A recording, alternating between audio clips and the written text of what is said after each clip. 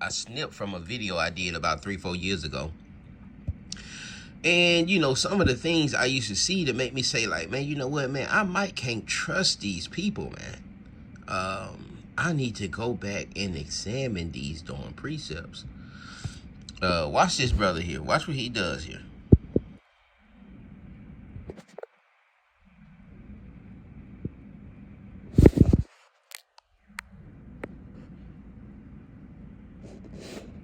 Oh, I'm sorry, y'all. We ain't got no volume.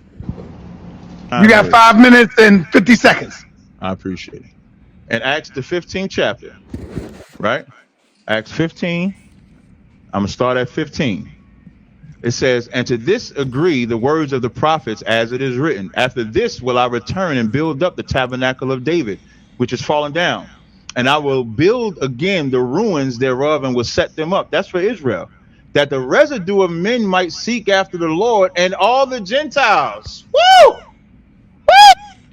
And that is a woo moment because you got the residue of men, which need to be defined, and the Gentiles. Okay? For all of Israel and the residue of men and the Gentiles. Let me make sure he said and for all Israel. Gentiles. Woo! Let me go back just to make Will sure. build again the ruins thereof, and will set them up. That's for Israel, that the residue of men might seek after the Lord, and all the Gentiles. Woo!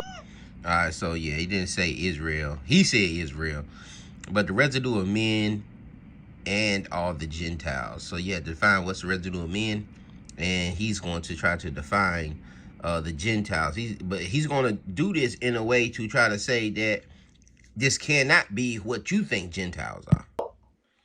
Woo! All the Gentiles. And then it says, "Upon whom my name is called." So who is his name called upon? Let's find out. Let's go to Isaiah 43. In Isaiah the 43rd chapter, it says, "But thus now saith the Lord that created thee, O Jacob." I thought his name was only be called Israel. The Lord saying, "O Jacob," because you can use Israel or Jacob. It don't really matter. "And he that formed thee, O Israel, fear not, for I have redeemed thee. I have called thee by thy name. Thou art mine." Amos 3:1. "You only have I known of all the generations." So when it says the Gentiles upon whom my name is called, his name is not upon the other nations. His name is only upon Israel. All right, so his name is not upon the other nations, and just the crazy part about That Acts 15 verse is a direct. This is a scripture that is directly quoted. Is as it is written. So if it's as it is written, the first verse you gotta go to is where it's written. But he does not do that. He goes to a completely different verse to establish that called by thy name is Israel. But the verse that he's quoting, and we was talking about this in class, is Amos 9:11.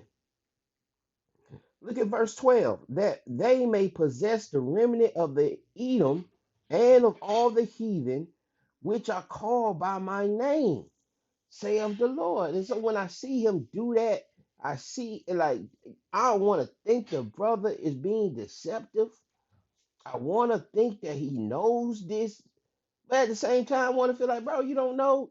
Like I know you followed that precept as it is written. I know you went and followed and went to where it is written and seen this Edom, but you trying to win a debate instead of receiving correction. And so he went there with that, man, and that kind of disappointed me. And it kind of sealed it for me on this whole Cornelius thing. Because this is where one West, this is one West. This is Captain Tazariak. This is one West.